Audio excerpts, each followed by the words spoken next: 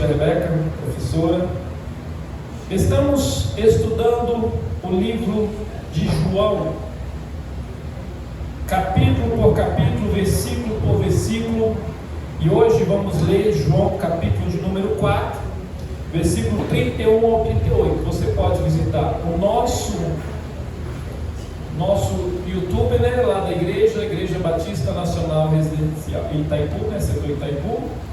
Está lá também as pregações de todo o livro de João, e estamos ministrando agora. João 4, versículo de número 31 ao 38. Hoje eu gostaria de falar prioridades eternas. Gostaria de falar sobre prioridades eternas, usando o exemplo de Jesus, o Filho de Deus. Pode pôr, Kevin. Enquanto isso, os discípulos insistiam com ele, dizendo: Rabi, mestre, né? Rabi é a palavra mestre, come alguma coisa. Eles, porém, lhe disse: tenho algo para comer que vocês não conhecem. Então seus discípulos questionaram, disseram uns aos outros: será que alguém lhe trouxe comida? A minha comida, disse Jesus, é fazer a vontade daquele que me enviou e concluir a sua obra. Vocês não dizem, só daqui a 4 meses haverá colheita? Eu digo a vocês que abram os olhos e vejam os campos, eles estão maduros para a colheita. Aquele que colhe já recebe o seu salário e ajunta fruto para a vida eterna, e de forma que se alegram juntos o que semeia e o que colhe. Assim é verdadeiro o ditado: um semeia e o outro colhe. Eu os enviei para colher que vocês não cultivaram, outros realizaram o trabalho árduo, vocês vieram usufruir do trabalho deles. Amém? Vamos orar novamente. Pai, obrigado pela tua palavra, não é minha palavra. Faça de nós, Senhor, corações e mente ensinadas, ó Deus, para aprender sobre a tua palavra, para alimentar a nossa alma, Pai. Que nossas vidas sejam, Senhor, terra férteis para a tua palavra, e que ela venha produzir 30, 60, 100 vezes mais, Pai. Que ela dê fruto em nosso caráter, em nossa fé, em nossa perseverança na fé cristã, em nosso sentido de vida e propósito para viver como teu filho viveu, Senhor, honrando a ti, vivendo de milagres, vivendo, Senhor, pelo poder do teu Espírito, Pai, uma vida frutífera para a glória do teu nome, Pai. Tenha misericórdia de mim e venha falar conosco nesta noite. Amém? Queridos, prioridades eternas. Vivemos em um mundo onde o desempenho e os resultados são frequentemente priorizados. Vivemos num mundo que a dinâmica de método de priorizar, de crescer, fazer mais, trabalhar mais e etc. de coisas é realmente levado a muito sério, bater metas. No entanto, a verdadeira motivação para as nossas vidas deve ser mais profunda. Vamos então explorar hoje a prioridade eterna através desse texto que nós lemos. Já pensou se Deus tivesse uma agenda para o mundo? Já pensou? Peraí, Deus tem um plano para esse mundo, uma agenda para se cumprir dia a dia, e cada pessoa envolvida nela tem de cumprir isso. Você já pensou? Na agenda de Deus? Você chega na segunda-feira e vê se abrir a sua agenda, se a agenda de Deus, peraí, tem um negócio aqui de Deus aqui para fazer. Afirmo que Deus tem uma agenda que se envolve com a redenção da humanidade. Antes de mergulharmos no texto, é importante entendermos duas visões de mundo que contrastam com a fé cristã. Quero dar uma falada sobre duas visões. Uma chama teísmo, a outra chama deísmo. Teísmo e deísmo. Entenda que são duas visões cristãs, visões humanas sobre Deus. O teísmo veio da palavra de dizer sobre Deus, a palavra theo é Deus, viver de acordo com aquilo. O creio em um Deus ativo na história humana. Resumindo, tem mais coisas para falar sobre isso, mas não é o meu foco hoje.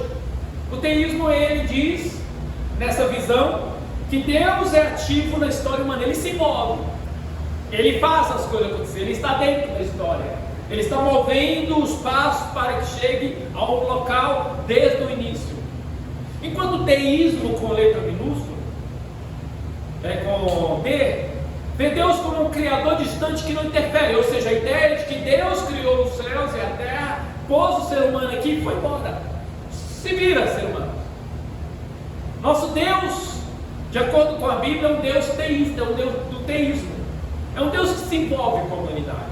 Não é um Deus distante que não se importa com você. A própria Bíblia diz que Ele é um Deus de longe e Deus de perto. Entende? Ele é um Deus de longe e um Deus de perto. Ou seja, Ele é um Deus que é santo. A sua distância é muito grande da nossa pecaminosidade. Como Ele é um Deus presente, por isso Ele enviou o seu Filho Jesus sobre a terra. Ele é um Deus presente que se envolve conosco. Nosso Deus é um Deus presente, envolvido em nossas vidas, que nos chama a viver com um propósito eterno. Agora vai uma pergunta. Vai uma pergunta que diz: nós temos, para nós pensarmos, uma pergunta para nós pensar, nós temos as mesmas prioridades que Deus? Ok, se Deus tem uma agenda, se Deus Ele envolve com a humanidade, será que nós temos as mesmas prioridades que Ele? Será que nós caminhamos de acordo com o que Ele tem para nós caminharmos e vivermos? Vivemos em um mundo de numerosos compromissos, onde o tempo é um vilão. A gente vê os dias já passam rapidinho.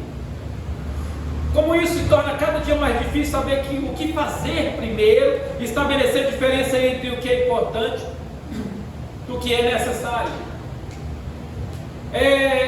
E agora, nesse aspecto que abordamos sobre a prioridade das coisas eternas, a gente tem que saber o que é importante, o que é necessário, fazer uma diferença. E agora abordaremos sobre prioridades de coisas, sobre prioridades eternas.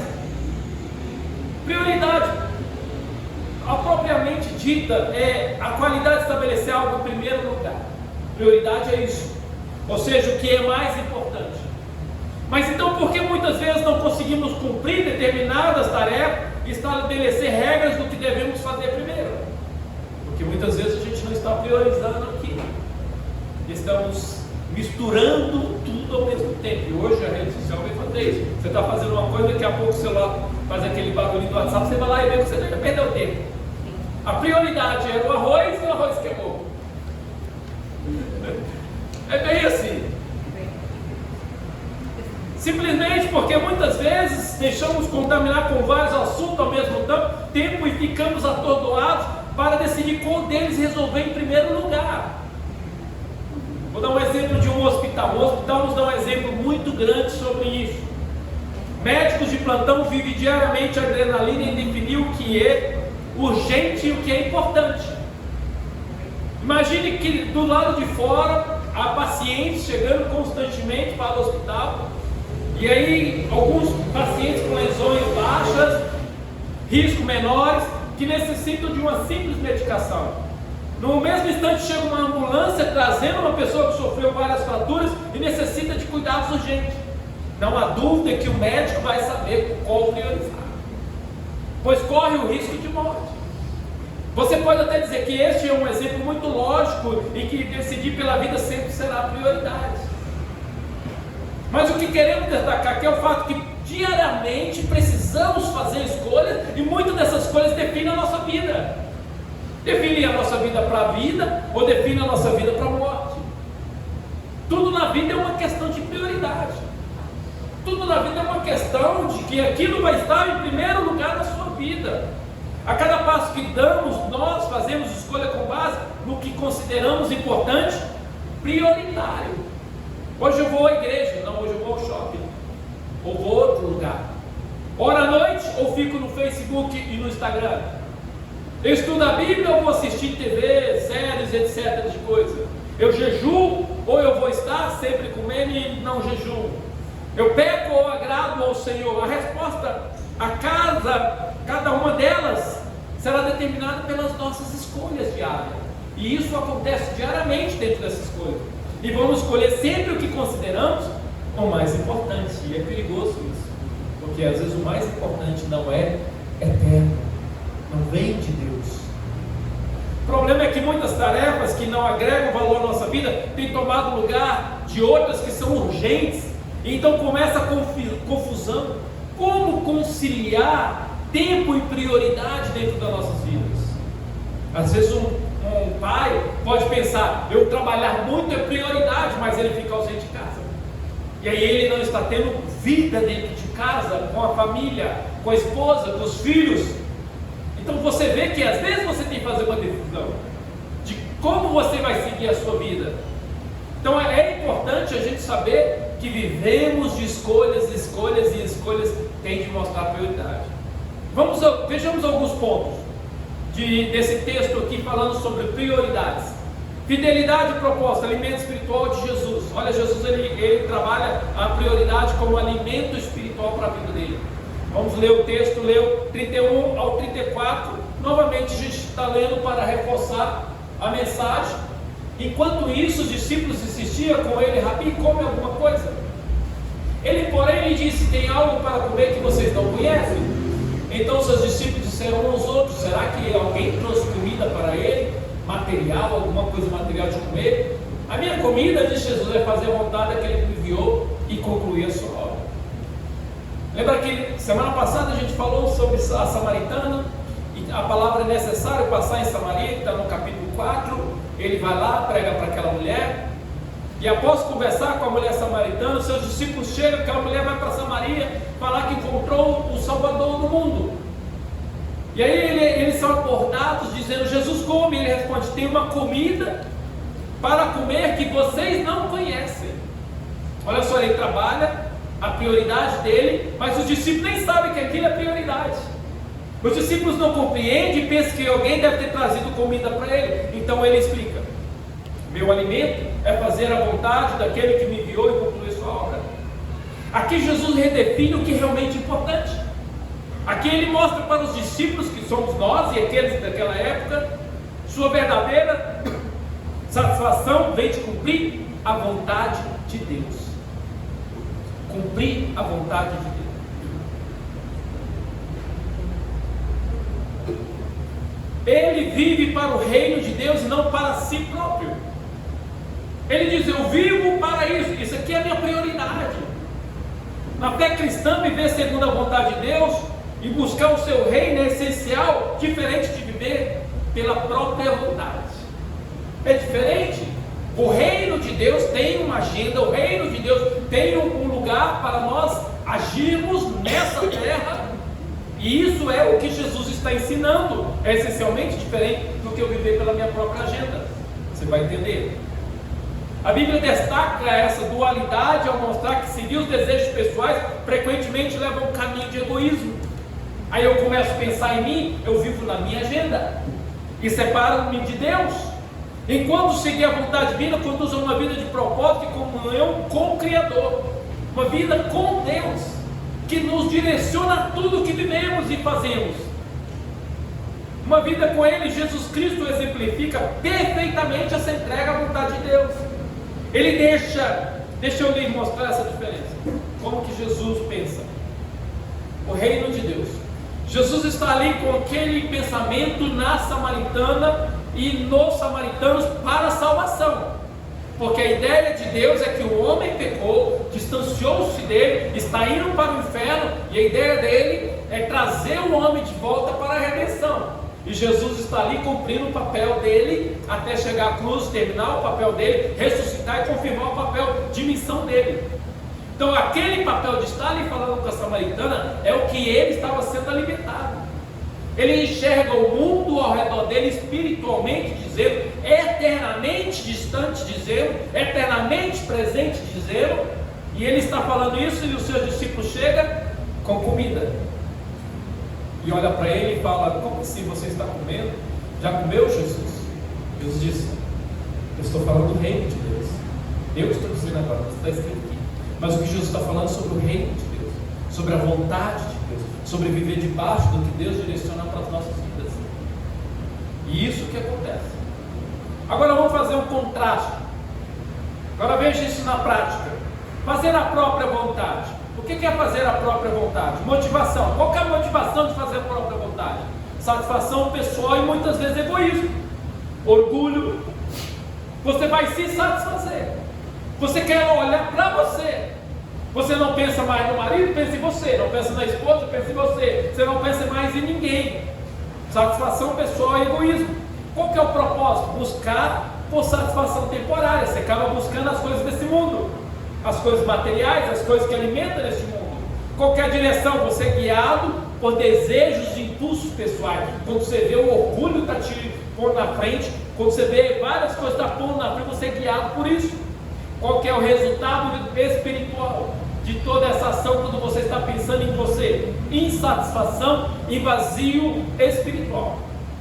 As pessoas estão aí correndo atrás de sucesso. Lá na frente elas dizem: eu estou vazio, não tem nada para mim aqui. Por quê? Porque é um vazio o sucesso. O sucesso muitas vezes é um vazio. Há um destaque lá, mas as pessoas estão vazias. Senão, muitos que estão lá com grande sucesso não se matariam. Olha que estou falando de gente muito importante que se matam. Eu morei nos Estados Unidos e o World Trade Center, quando ele estava de pé, a pessoa estava completamente com a vida toda, se jogava. Lá era o prédio que tinha mais suicídio, só que não contam para não criar expectativa para outros e lá suicidar. Mas empresários abriam a janela e pulavam, a ponto de eles não deixar as janelas serem mais abertas. Onde está a explicação de homens de sucesso e com dinheiro se matarem? Vazio espiritualmente. Resultado, insatisfação e vazio espiritual. Ao exemplo de Jesus. Jesus não seguiu o seu próprio desejo, mas cumpriu uma missão divina. Qualquer relação do próximo com aquele que está buscando interesse em si mesmo, relações utilitaristas e superficiais. Eu vou te usar para mim crescer. Eu vou te usar porque eu preciso de você para alguma coisa. Efeito a longo prazo, consequências temporárias e passageiras. A prioridade é buscar primeiro o sucesso e o prazer pessoal. Valores fundamentais na vida dessas pessoas: orgulho, autossuficiência. Eu posso. Perspectiva, uma visão terrena, foco no aqui e agora. A pessoa está focando no R$1 milhão. A pessoa está focando em comprar uma casa não sei aonde, comprar um carro melhor. A pessoa está focando no aqui e agora. Dependência, ela depende da autoconfiança, dependência das próprias capacidades. Eu vou fazer, minha autoconfiança. Gente, ninguém sabe se amanhã vai estar vivo, mas a pessoa se orgulha de achar que vai conseguir. Agora veja o reino de Deus. O reino de Deus, fazer a vontade de Deus. Motivação: servir a Deus e servir aos outros. É o primeiro mandamento. O segundo: ame a Deus sobre todos os pensamentos, entendimentos, coração, e depois ame o próximo. Essa é a motivação. Propósito: vida com propósito divino e eterno. A pessoa sabe o que Deus quer para a vida dela e cumpre nessa terra. Estou dizendo até mesmo de profissão. Se é um advogado, Deus chamou ele para ser advogado e vai direcionar a vida dele. Se é um médico, se é qualquer tipo de... Se é um missionário, Deus o chamou para isso. Direção: guiado pela Bíblia e pelo Espírito Santo. Você não é guiado por si mesmo. Resultados espirituais: paz, alegria, fruto do Espírito.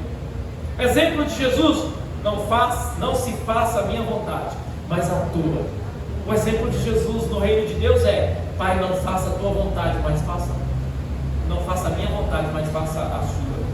Relação com o próximo: amor, serviço e sacrifício pelos outros. Você lembra que lá atrás, quando é nossa vontade, prioridade é nós usamos o outro como utilidade para crescer, para desenvolver. Aqui não, aqui é amor e serviço e sacrifício pelos outros.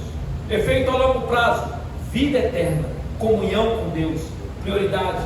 Prioridade está em Mateus 6:33. Pode pôr, cara. A prioridade está em Mateus 6:33. Diz assim: buscai primeiro, busquem, pois, em primeiro lugar o reino de Deus e a sua justiça, e todas essas coisas serão acrescentadas a vocês. Essa é a prioridade no reino de Deus. Valores fundamentais. Qual que é o valor fundamental? Humildade, fé e obediência. Humildade, fé e obediência. Perspectiva, visão eterna, foco no reino de Deus, dependência, confiança em Deus para suprir as necessidades. É totalmente diferente. Enquanto lá, no eu, a confiança é em mim, autoconfiança, eu posso fazer. Aqui a confiança em Deus. Qual que é melhor, você confiar em você que é capaz, limitado, ou Deus que é ilimitado? É por isso que Jesus disse: o meu alimento é fazer a vontade do Pai, porque a prioridade eterna é estar debaixo do reino de Deus. Na vida de Jesus vemos a encarnação perfeita dessa submissão à vontade de Deus. Ele realmente levou a sério a vontade de Deus. Ele renunciou ao conforto e à glória pessoal, escolhendo servir e sacrificar pelos outros. Vamos ver Filipenses capítulo 2, versículos 5 a 11, para nós entendermos como Jesus fez a renúncia de si mesmo.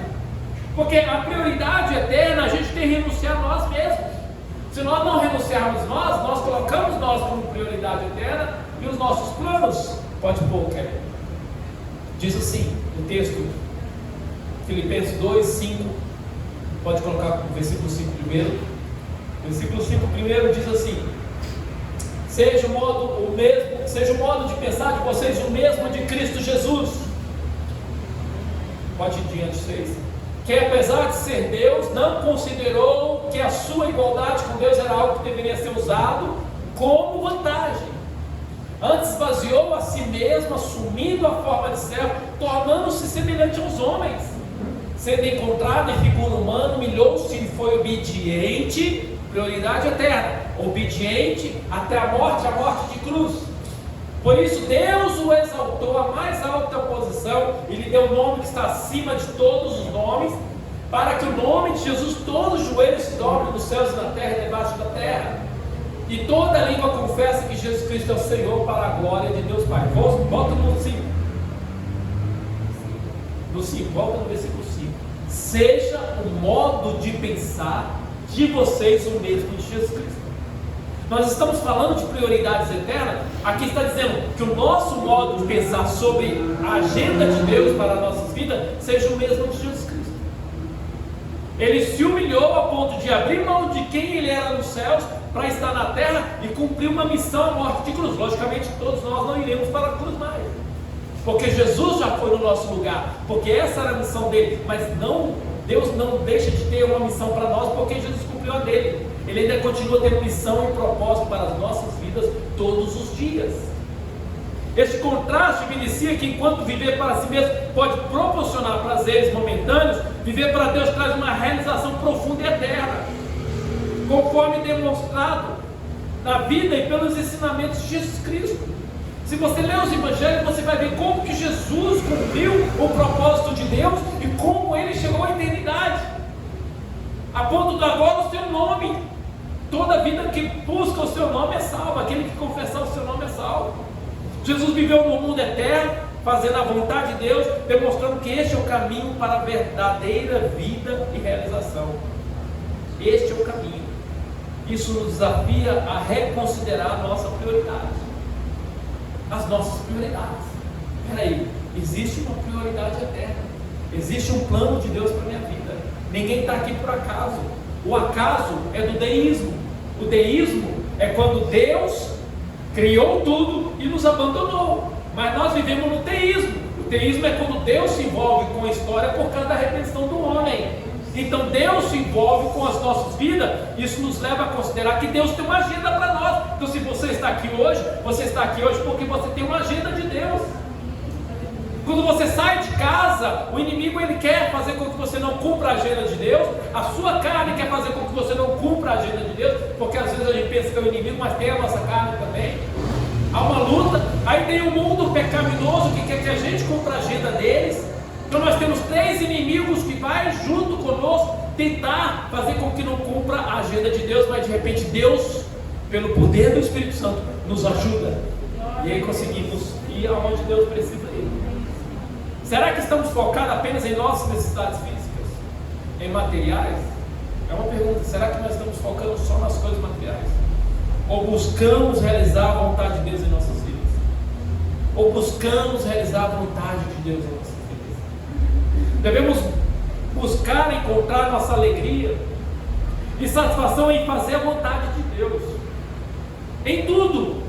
Isso significa priorizar a obediência e o serviço ao Senhor acima de todas as coisas. Precisamos estar com os nossos ouvidos abertos, para priorizar o que Deus quer que a gente faça, que Deus quer nos guiar, Deus quer nos usar poderosamente na agenda dele. Mas se a gente vem envolvido com a agenda do mundo, a nossa agenda, nós acabamos desprezando a agenda de Deus, acabamos esquecendo dele, e vivemos no ciclo, como eu sempre falo aqui, vou repetir várias vezes, porque eu não acredito que vive aquela vida religiosa, de ir para a igreja e dizer eu sou evangélico e acabou. Eu não acredito que isso é o suficiente. Eu acredito que vivemos como uma igreja sobrenatural, viva e orgânica no mundo, agindo no mundo, agindo na sociedade. Aqui só faz parte do que fazemos de ser igreja, que é o culto, porque é bíblico, louvores, salmos, orações, salmodiando ao Senhor, orando, pregando, ouvindo a mensagem.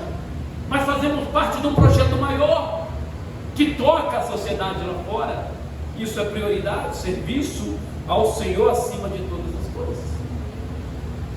E aí Jesus ele mostra a urgência de ver a necessidade ao redor, a urgência que tem de abrir os nossos olhos e sermos usados por Deus ao redor. Está no versículo 35 e 36.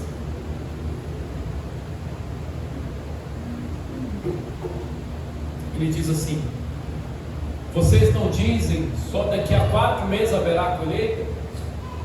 Eu digo a vocês que abram os olhos e vejam os campos, eles estão maduros para a colheita. Aquele que colhe já recebe o seu salário, junta fruto para a vida eterna. A gente não está falando salário material. Não estou falando de dinheiro aqui. Estou falando que você vai receber R$1 milhão na sua conta, reais na sua conta, não. Nós estamos falando de algo lá na eternidade, que é muito maior do que nós pensamos. De forma que se alegra junto o que semeia e o que colhe. Pessoal, 36. Depois a gente vai ver o resto. Jesus continua ensinando todos os discípulos sobre a missão. Há algo para fazer. Vocês estão aí despreocupados. Ele está contando agora a ideia de um fazendeiro, de uma plantação. E aí você está aí preocupado que não está pronto para a colheita, mas digo, abra os seus olhos, já está pronto para a colheita. Abra os olhos, já está pronto para fazer. Não é amanhã que Deus quer te usar. Não é lá para um campo missionário. Deus quer te usar agora. O campo está aberto agora. Não é quando a Kelly crescer, formar na faculdade. Não, Kelly, é lá na sua escola. É lá onde você está na sua escola. É lá na sua casa. Cada um de nós é onde nós estamos. Não é quando eu tiver dinheiro, não. É agora. É isso que Jesus está dizendo, a urgência dessa missão. Ele diz, vocês não dizem ainda falta 4 meses até a colheita. Eu digo, abra os olhos, veja os campos, eles estão maduros. Jesus está falando sobre a colheita espiritual, as pessoas prontas para ouvir e responder o Evangelho. Jesus está falando de pregação do Evangelho. Jesus está falando de pregação do Evangelho. Deus está falando sobre isso. Deus está falando de apresentar Deus para as pessoas. Ele enfatiza a urgência da missão. Os discípulos precisam enxergar além do que é óbvio, reconhecer que é uma oportunidade grande para compartilhar o amor de Deus. Gente, por mais que juntamos dinheiro nessa terra, não levamos para os céus. Por mais que tenhamos muito carro, não levamos para os céus. Por mais que tenhamos vários carros, não levamos para os céus. Sabe quem vai para o céu? Pessoas. Jesus está falando sobre a colheita, é pessoas. Você menos imagina, mas se você fala de Jesus para alguém pertinho de você onde você está, de repente essa pessoa está precisando de Jesus e ela quer Jesus. E pela graça de Deus ela é uma eleita, um eleito do Senhor. E aí o Espírito Santo ilumina ela e ela aceita Cristo, ela aprende a palavra e de repente a mente dela abre, Quando se vê, ela está aqui junto com você, congregando. É isso que Jesus está dizendo. Abra os olhos. Abra os olhos que a sua família está morrendo por inferno. Abra os olhos que o seu amigo está morrendo por inferno, seu vizinho. Abra os olhos, já está pronto. A missão e prioridade de Deus é as pessoas. É onde investimos o nosso dinheiro, o nosso tempo. E é isso que precisamos fazer. Talvez alguém, você fala, pastor, mas essa pessoa é muito difícil, ela está agarrada em um vício, ou ela está agarrada num relacionamento tóxico, e ali ela está morrendo, ou ela está agarrada em qualquer coisa, ou ela está agarrada no trabalho, ela ama a si mesma, ela é muito orgulhosa, ela quer ficar muito rica. Pastor, você não sabe, essa pessoa vai para a oração, e diz, Deus, essa colheita não vai ser difícil. Eu vou orar, falar de Jesus para ela, orar. Precisamos estar atentos e sensíveis à oportunidade de compartilhar o Evangelho. Jesus está dizendo, vocês não sabem quem esteve aqui enquanto vocês foram embora. Uma mulher que foi para Samaria e várias pessoas ouviram falar de Jesus e acreditaram nele. Uma mulher que ele parou ali para dedicar o seu tempo. Uma pessoa. Uma a um. Se cada um de nós, uma a um, buscar alguém. Uma pessoa somente. Uma pessoa. Eu lembro que uma pessoa disse, ninguém sabe quem evangelizou o pai do Billy Graham quando ele foi para a igreja, mas nasceu Billy Graham, um homem que pregou a mais de 1 milhão de pessoas em vários estados lotados. Quem ganhou? Lá atrás o parente do Billy Graham. Quem ganhou ele? Ganhou um para ganhar um grande evangelista, pregador do nosso século passado. Precisamos estar atentos. Deus nos chama a ser os seus instrumentos na colheita de almas, aproveitando a cada oportunidade para falar do amor de Cristo. A colheita é de Deus. Olha o versículo 37 e 38. Jesus ele finaliza dizendo que a colheita é de Deus, que a colheita é do Senhor. Assim é verdadeiro o ditado: um semeia e o outro colhe. Eu os enviei para colher o que vocês não cultivaram, outros realizaram, trabalharam, vocês vieram usufruir do trabalho deles. Ou seja, as pessoas são aí aquelas que Deus criou, que deu a capacidade de estarem aí vivas. Jesus diz: é verdadeiro, um semeia, o outro colhe, eu os envio. Aqui Jesus lembra que a salvação e o crescimento espiritual são obras de Deus. Pastor, mas é muito difícil meu parente converter. A obra é de Deus. A gente não tem que pensar na dificuldade. A obra é de Deus. Mas está tão agarrado na idolatria, na religiosidade idólatra dele ou dela. A obra é de Deus. A obra é de Deus. Nós só vamos fazer o trabalho com Deus. Crescimento espiritual, nós somos chamados a participar, mas Deus que dá o crescimento. Gente, a primeira pessoa a converter na família da minha mãe foi minha mãe. Foi minha mãe. E meu pai, como crente rebelde, estava namorando ela que nem da igreja era. Espero que ele ouça essa pregação, igreja. Entende?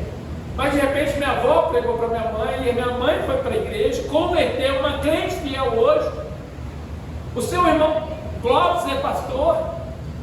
Seu outro irmão fiado está na igreja, e assim a família dela encontrou o Senhor Jesus.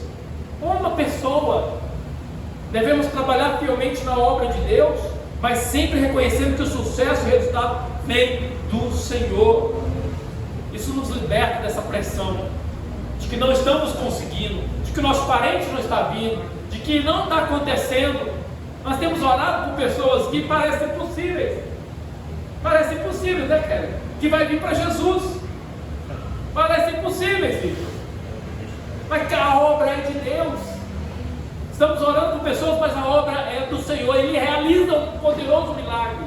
Ele que faz a parte maior. A nossa parte é pregar o Evangelho. O chamado de Jesus é claro: viver para fazer a vontade de Deus. Enxergar as oportunidades ao nosso redor e confiar que Deus é quem dá o crescimento. É Deus que fala do resto. Jesus nos mostrou que a verdadeira satisfação vem de cumprir o propósito para o qual fomos criados. Para o que você foi criado? Qual o motivo de você estar na igreja hoje, na fé cristã hoje?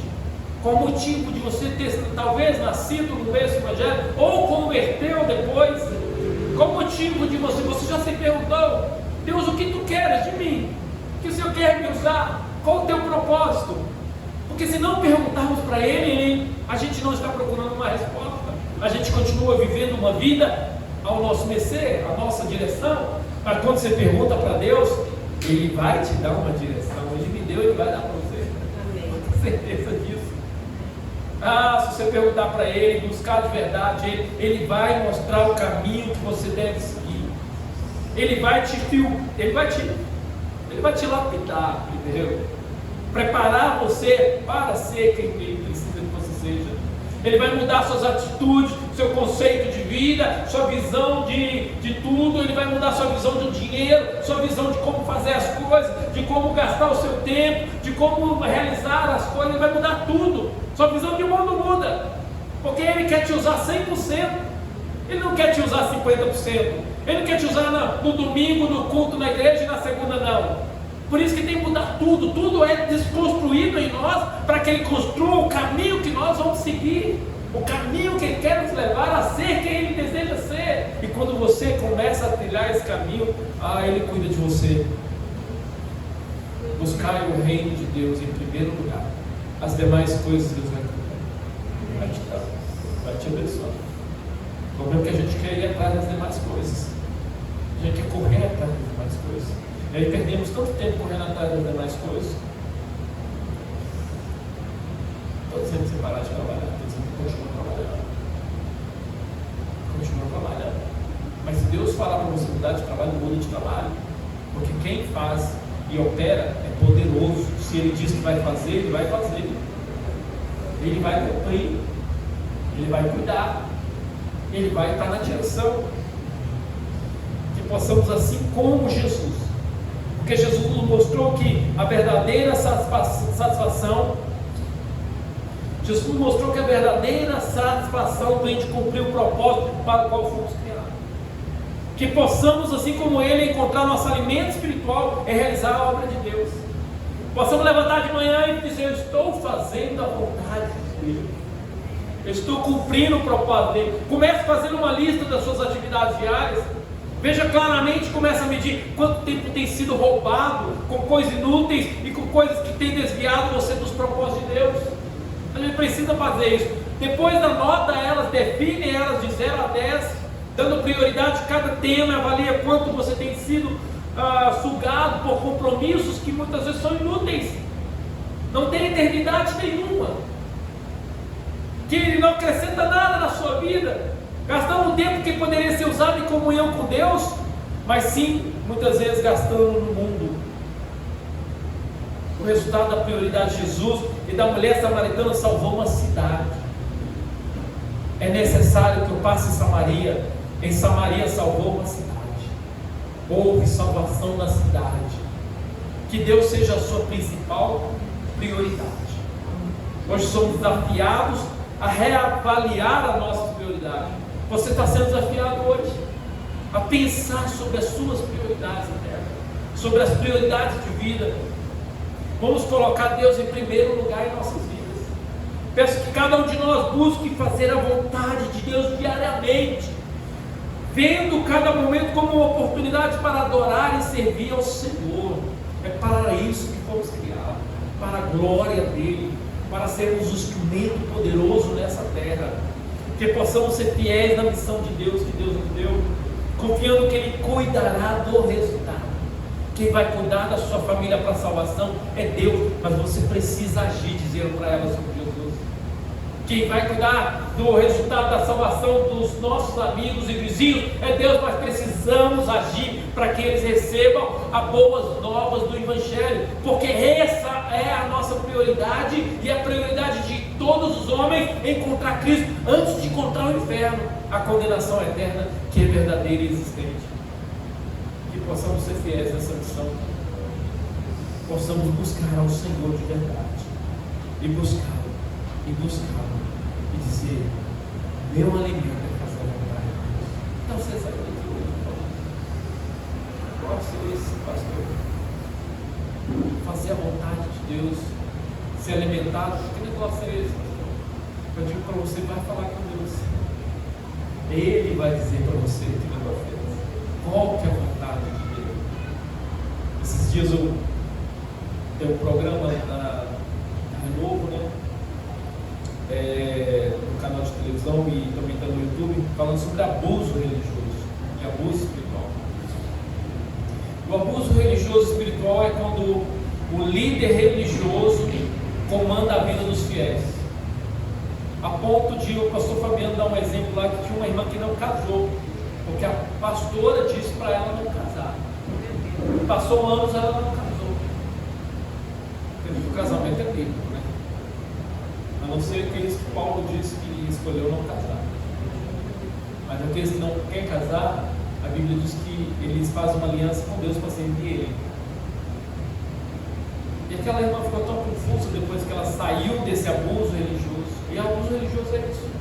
É quando um líder religioso toma posse de você e diz: faça isso, faça aquilo, não faça aquilo, não compra carro, não compra casa, não faça isso, doa demais, doa de menos, você tem que estar sempre na igreja. Teve um outro exemplo lá que falou de uma menina que queria fazer faculdade, e aí os pastores dela disseram: não faça faculdade, você tem que estar na igreja. E ela ficou na igreja 24 horas, e aí cuidando das coisas da igreja, e passou os anos, ela não fez faculdade. Isso é um abuso, às vezes, religioso sobre a vida da pessoa. Por quê? Porque está vindo uma direção de homens, e é um perigo muito constante, e não vai vir de mim, porque para mim, você tem que buscar a Deus, a vontade dele. Eu posso te direcionar. A Bíblia diz que na multidões de conselhos há sabedoria. Posso te aconselhar? Às vezes, a tomar uma posição, talvez eu possa te ajudar no conselho. Posso dizer: olha, meu irmão, vai para esse caminho, eu já fui por aí, já fui empresário, ou já fui isso, estou casado há 22 anos, posso ajudar as pessoas em conselhos. E a Bíblia diz, como eu disse, no mundo de conselhos há sabedoria. Vai que no mundo de conselhos você encontra o caminho que precisa tomar, mas de maneira alguma dizer: não faça isso, a não ser que Deus manda eu dizer para você. Se Deus profeticamente mandar eu dizer para você, eu digo, porque aí é profeticamente. Mas o melhor de Deus é estar com Ele e Ele te dá a direção. O melhor de Deus é ler a palavra de Deus e tomar a direção. Aqui está a bússola. Salmo 119, 105. Salmo 119, 105. Já estou terminando. Ele diz assim: nós queremos.